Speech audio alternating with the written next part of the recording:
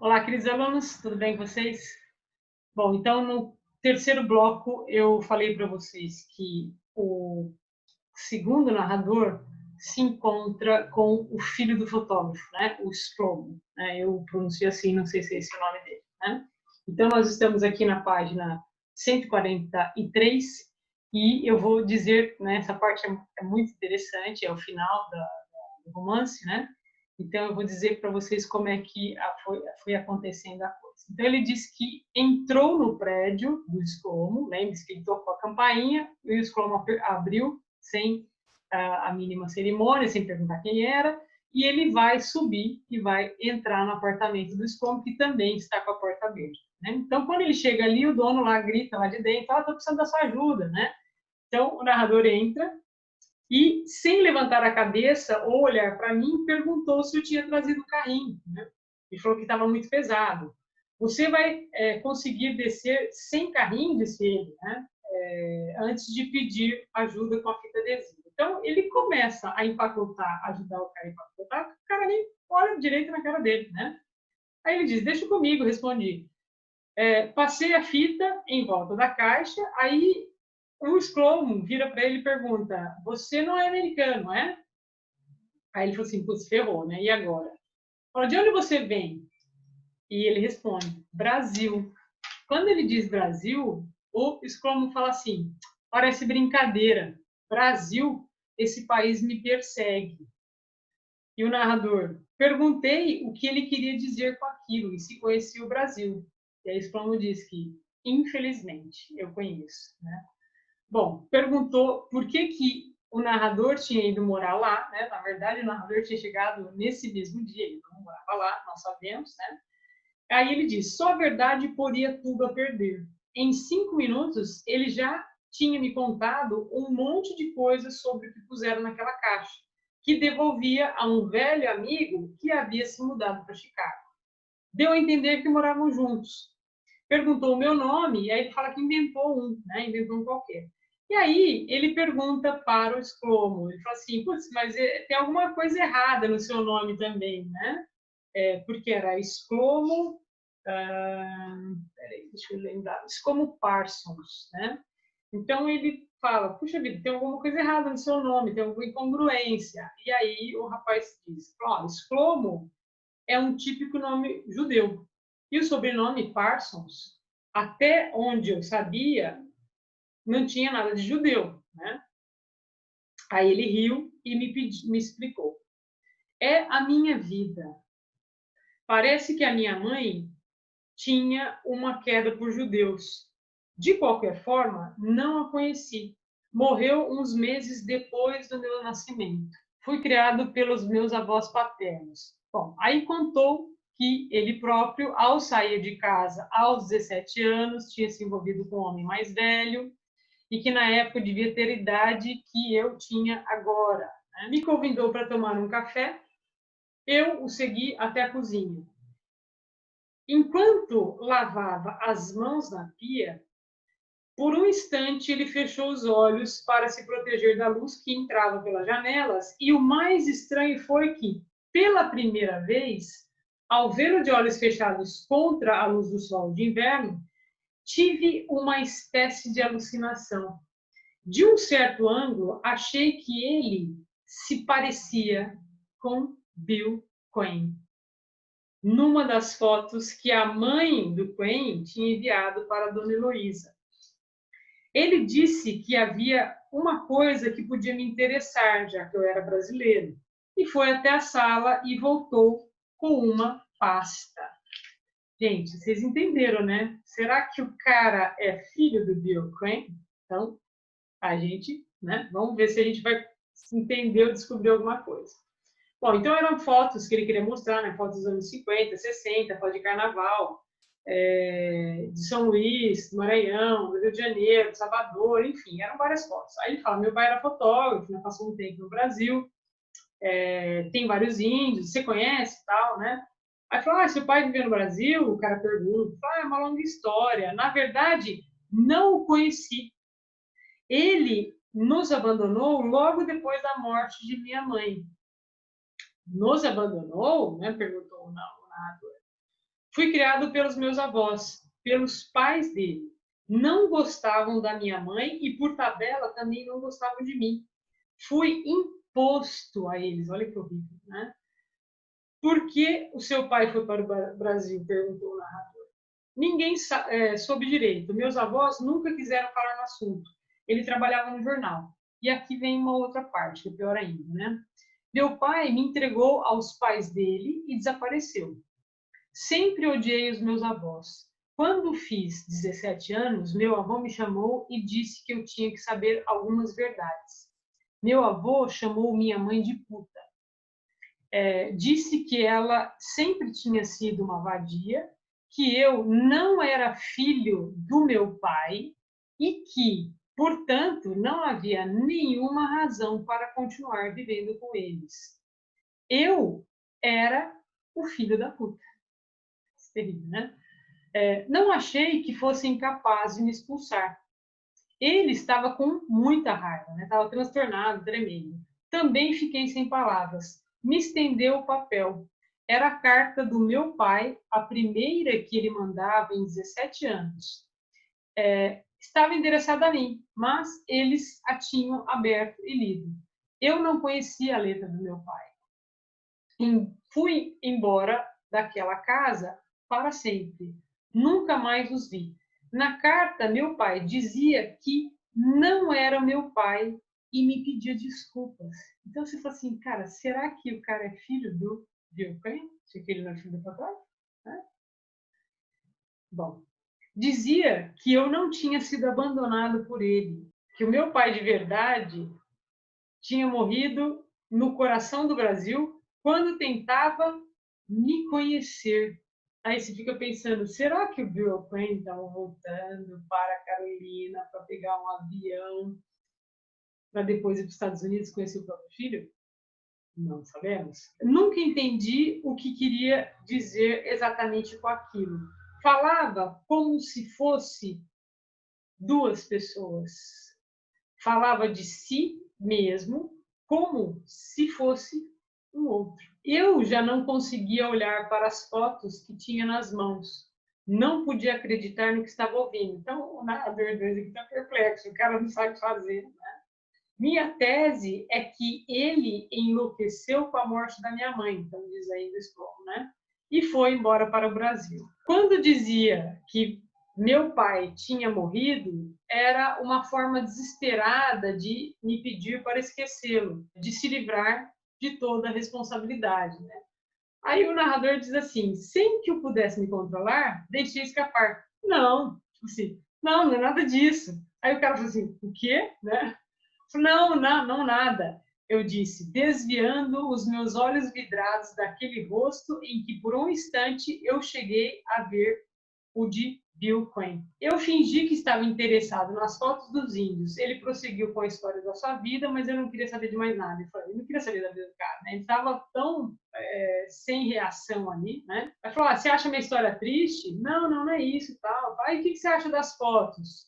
Aí o cara fala, como assim? Fala, você não gostou? Não são boas, né? Como se ele tivesse quase ofendido. Pô, meu pai é fotógrafo, as fotos são boas. Não, são ótimas, são incríveis, imagina, né? Não tem nada a ver. Veja só que incrível, dizia que não era meu pai, mas para a infelicidade dele, a genética não deixa dúvidas. Então ele está mostrando em uma outra foto.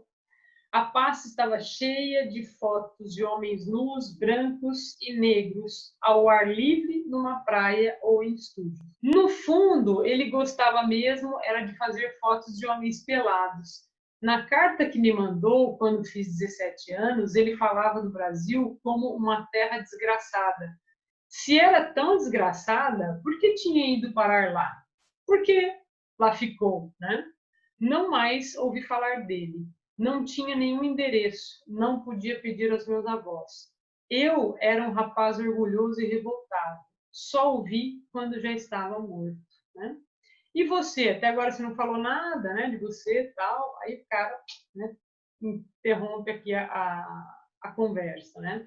Aí ele fala que, para a sorte dele, quando ele desceu, o homem lá da companhia de transportes estava chegando com o carrinho e que ele simplesmente entregou a encomenda para o cara e o cara foi embora, né? Pegou a encomenda e já estava tudo certo. Então, ele entregou o pacote do cara. Bom, ele termina a narrativa de que forma? Ele diz assim, que acabou adiantando o voo dele, já que ele já tinha atingido seu objetivo, que era entrevistar o filho do fotógrafo, né? E ele conseguiu pegar um avião. Quando ele se sentou na poltrona, né, para voltar para o Brasil, ao lado dele também se sentou um rapaz. Ele estava meio quieto, tal, ele ligou o vídeo na poltrona da frente, né, e por coincidência ele fala que sobrevoávamos a região onde Quen havia se matado, né? Aí o rapaz começou a conversar, tal, ele estava meio ansioso, o narrador parou de ler um pouquinho, e aí o garoto que estava ao lado diz, né, que estava muito excitado, que era a primeira vez que vinha para a América do Sul, e perguntei se ele vinha turismo. Ele sorriu de novo e respondeu orgulhoso e entusiasmado: vou estudar os índios no Brasil. Você fala assim, ai, cara. Aí o narrador diz assim: não consegui dizer mais nada, e diante do meu silêncio, da minha perplexidade, ele voltou ao livro que tinha acabado de fechar, retomando a leitura. Virei para o lado e, contrariando a minha natureza, tentei dormir, nem que fosse só para calar os mortos. E aí ele termina a narrativa. Temos muita coisa a dizer desse narrador 2, né, desse segundo narrador, que é o narrador principal aí do livro, né? Então, a narrativa dele é extremamente subjetiva, ele usa a primeira pessoa, referências pessoais. No começo, ele fala para a gente que vai ser, né, impessoal, neutro, que é o que deveria primar aí pela objetividade, ele não consegue ser objetivo, tá? Então, há uma outra coisa interessante, que parece que tem um jogo de espelhos aqui. O Bill Quen sai em busca do outro, né? Sempre sai em busca de conhecer o outro, enquanto que o narrador está o quê? Em busca, né, de conhecer o Bill Quen. O narrador se identifica muito com o Bill Quen, o tempo inteiro ele fala isso, né? São vários pontos em comum entre ele, então um deles é o interesse pela pesquisa que ambos têm, então ambos fazem pesquisa, estudam. A situação dos pais, né, que é uma situação, uma separação, um período de turbulência, tanto para o Bill Quen quanto para o narrador, que não cita o nome, né? A situação financeira também, após esse período da separação dos pais, também é complicada. Ambos são andarilhos, ambos gostam de explorar o desconhecido, né? Viajar, enfim. Falta objetividade para os dois, então, como eu disse, para o jornalista, falta essa objetividade, né, nessa pesquisa que ele está fazendo. E para o Quen, aqui é muito interessante essa parte, o Quen diz que busca um ponto de vista em que eu já não esteja no campo de visão. Parece que ele queria passar despercebido aqui, né? Então ele também buscava uma perspectiva de completa isenção. Então ele quer olhar e não quer se ver ali naquele lugar. Então ele buscava atingir essa objetividade, né? Em tudo aquilo que ele olhava, em tudo aquilo que ele fazia. Ele queria sair desse ponto de visão em que ele se encontrava, tá? Bom, é muito interessante aquela passagem do nome dele, né, que é Cantignon, se é assim que é pronunciado, não sei, né, que ele carrega aqui a própria casinha, né, então na página 101, o narrador Manuel Perna diz assim, ó, a saída de Bill Quen, né, da aldeia pela última vez parecia uma fuga. E em sua caminhada pela mata, acompanhado pelos dois rapazes, né, que eram os dois índios e tal, parece que é uma fuga de si mesmo. Tá? Então, ó, era então uma fuga de si mesmo, do duplo que o mataria na eventualidade de uma nova crise que se aproximava. Então, ele achava que uma nova crise se aproximava, então ele resolveu voltar né, sair dali do meio do mato e ir para Carolina e talvez ir para algum lugar, né? Deve ter sentido a iminência de uma nova crise e decidido ir embora antes que fosse tarde demais. Na solidão, vivia acompanhado dos seus fantasmas. Via a si mesmo como um outro de quem tentava se livrar. Arrastava alguém no seu rastro e carregava um fardo, Cantignon. Então percebam que essa parte aqui do que ele carregava, aquela casquinha, né, aquela casinha ali do caracol, parecia que era a própria identidade. Então ele parece que ele carrega aquilo ali como um peso, né? Aparentemente essa casinha, aparentemente é a própria identidade, né? Mas parecia que ele queria fugir a isso tudo, que ele não aceitava isso. Então tem várias hipóteses aqui que nos levam a crer que ele realmente fugia dessa identidade porque a sociedade não aceitaria, não aceitava ou não o aceitaria, né? Tanto é que ele fala naquele filme, que ele assistiu, que fala de um amor proibido, por exemplo.